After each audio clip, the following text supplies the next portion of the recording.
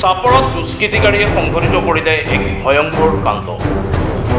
প্ৰথমতে ৰক্ষা পৰে কেইবাটাও বাসগৃহ। গৃহস্থৰ অহাৰ উমান পাই পলায়ন দুষ্কৃতিকাৰী। চাপৰৰ হৰ্দেমাৰাত নিশা দুষ্কৃতিকাৰীয়ে সংঘটিত কৰিলে এক ভয়ংকৰ কাণ্ড। ঘৰ জ্বলাই দিয়াৰ পৰিকল্পনা কৰা দুষ্কৃতিকাৰীয়ে জ্বলাই দিলে মটৰ বাইক।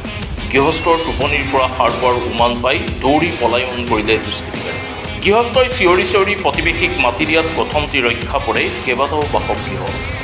ধুবুৰী জিলাৰ চাপৰ আৰক্ষী থানাৰ অন্তৰ্গত হাৰ্ডেমাৰাৰ গাঁৱৰ ৱাজেদ আলীৰ ঘৰত পুৱতি নিশা প্ৰায় 3মান বজাত দুষ্কৃতিকাৰীয়ে সংঘটিত কৰে এই ভয়ংকৰ কাণ্ড।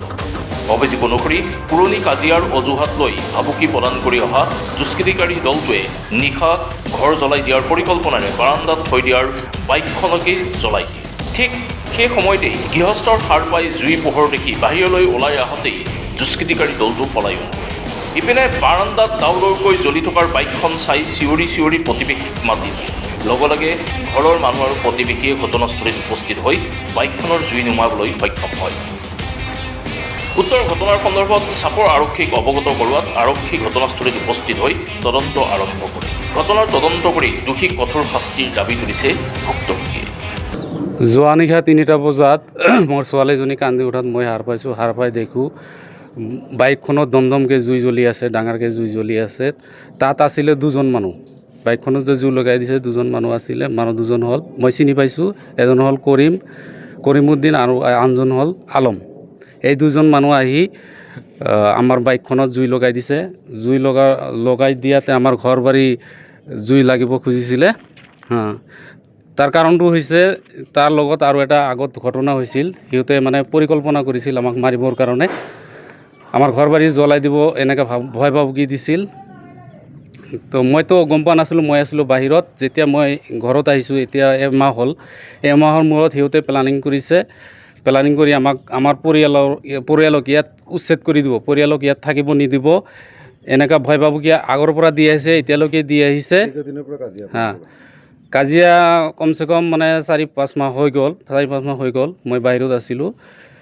এতিয়া অহাৰ পিছত মোৰ জেঠা ল'ৰাটো এটা বাইক ৰাখিছে ইয়াত আমাৰ ঘৰত। সেই বাইকখনত জুই লগাই দিছে। সেইটো দি ব্লাষ্টিং কৰিব খুজিছিলে, জুই লগাই দি ঘৰ বাৰী উৰাই দিব খুজিছিলে। তো বাইকটো যেতিয়া মই জুই দেখিলোঁ, দেখাত হাল্লা চিল্লা কৰিলোঁ, চিঞৰ বাখৰ কৰাত গাঁৱৰ মানুহ আৰু আমাৰ ঘৰৰ মানুহ আহি জুইটো জুইখন নুমালে। আৰু মানুহে ক'লে যে কোন কোন আছিলে, মই কৈ দিলোঁ এনেকৈ 2জন মানুহ আহিছিলে, নুৰ আলম আৰু কৰিম। এই 2জন মানুহে আহি জুই লগাই দিছে। মোক দেখি দৌৰি পলাইছে। মইতো সিহঁতৰ পাছত মানে পিছে মানে দৌৰিব নোৱাৰোঁ, কাৰণ ঘৰ বাৰী জ্বলি যাব। সেইকাৰণে আমি সকলো মিলি কমচে কম আধা ঘণ্টামান সময় লাগিছে জুইখন নুমাবলৈ। ৰাতিপুৱা এনেকুৱা ঘটনা হোৱাৰ পিছত ৰাতিপুৱা VDP ছেক্ৰেটাৰীৰ ওচৰলৈ গৈছিলোঁ। যোৱাৰ পিছত সি আহিলে, চালে, পৰ্যবেক্ষণ কৰিলে। কৰাৰ পিছত আমি তাক লৈ থানালৈ গুচি গ'লোঁ। থানাত যোৱাৰ পিছত আৰক্ষী মহোদয়ক ৰিকুৱেষ্ট কৰিলোঁ, অনুৰোধ কৰিলোঁ। সি পঠাই দিলে ইনকুৱাৰীৰ কাৰণে। ইনকুৱাৰী কৰিলে ইয়াত। ইনকুৱাৰী কৰি গুচি গৈ আমাক এজাহাৰ দাখিল কৰিব গ'লে। এজাহাৰ দাখিল কৰিব বিচৰাত কৈ আছে যে CI ছাৰ আহিলে এজাহাৰটো ল'ব, এতিয়া নলয়। VDP ছেক্ৰেটাৰী যে আমাৰ লগত গৈছে, তাৰ খুৰাৰ ল'ৰা হৈছে 1 নম্বৰ আসামী, তাৰ নাম হৈছে নুৰ আলম। সি গৈ কিনি কিবি ক'ব পাৰে বা কৈছে, কোৱাৰ কাৰণে পুলিচে মানে ইমান গুৰুত্ব নিদিলে। আমি কেছ যেনেকৈ লিখিব কওক, যেনেকৈ কৰিব কওক, তেনেকৈ নিলিখে। সিহঁতৰ মন মতে আমি কওঁ কেছ লিখিম, কেছ কৰিম, সিহঁতৰ মন মতে সিহঁতে শান্তি ৰক্ষা এটা কেছ লিখিলে। গতিকে চাপৰ আৰক্ষী মহোদয়ৰ ওচৰত মই প্ৰাৰ্থনা কৰোঁ, অনুৰোধ জনাওঁ, সিহঁতৰ ওপৰত মোৰ চূড়ান্ত আশ্বাস আছে, বিশ্বাস আছে।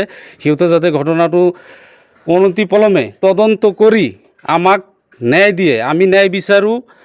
আমি দুখীয়া মানুহ, আমি জীয়াই থাকিবলৈ মানে আমাৰ অসম্ভৱ হৈ গৈছে। আমাৰ ৰাস্তা ঘাটে ওলাব লাগে, সিহঁতে ভয় ভাবুকি দি আমাক ৰাখিছে, দমন কৰিব খুজিছে। আমি দমন নহওঁ, আমি আইনৰ আশ্ৰয় লৈছোঁ। আৰু ইয়াৰ যোগেদি আমি আমাৰ SP ছাৰক মানে কথাখিনি জনাব বিচাৰোঁ আৰু অনুৰোধ কৰিব বিচাৰোঁ, ঘটনাটো চূড়ান্তভাৱে তদন্ত কৰি আমাক ন্যায় দিব লাগে আৰু আসামীক কৰায়ত্ব কৰি জেললৈ পঠিয়াব লাগে। এইখিনি অনুৰোধ, এইখিনি ৰিকুৱেষ্ট কৰোঁ।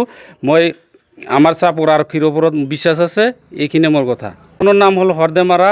আগত GP আছিল বহলপুৰ, এতিয়া GP হৈছে ৰাঙামাটি, আৰু আমাৰ থানা হৈছে চাপৰ।